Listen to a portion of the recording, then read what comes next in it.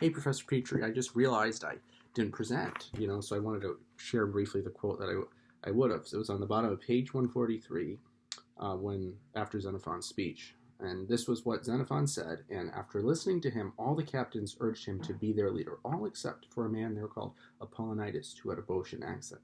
This Apollonitus declared that it was nonsense to say that there was any chance of safety except by getting, if it was possible, the king's goodwill, right? And at the same time, he started talking about all their difficulties.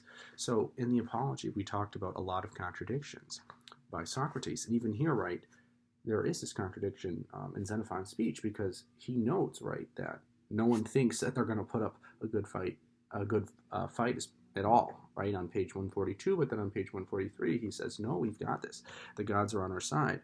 And I think in the case of Apollonitus, right, he was exiled when he didn't agree, right?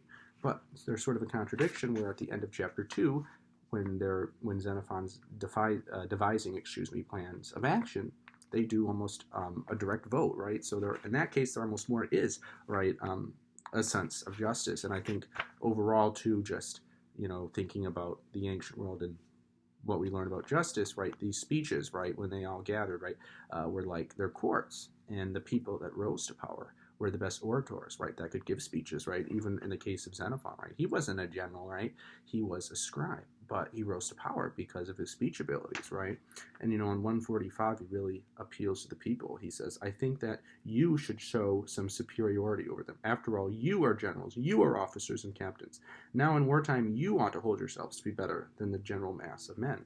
So just wanted to throw that your way. Thanks.